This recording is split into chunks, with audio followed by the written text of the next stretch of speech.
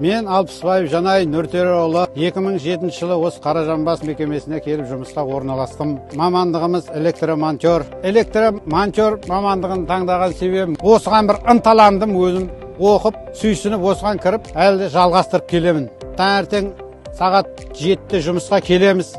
Мастеріміз планерка өткізгеннен кейін сосын жан-жаққа обходқа жібереді.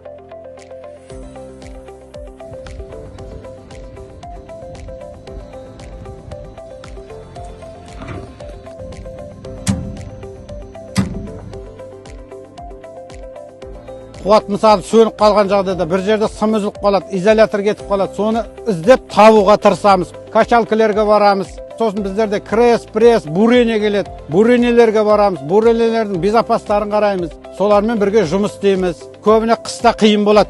Қыста жаңбыр, қар жауады. Өндірістің тоқтап қалмауына бәр күшімізді саламыз. Жас мамандарға айтатыным, үйренің, келешек. Жастардікі қай жерде де тек безопасты сақтағы деген келеді.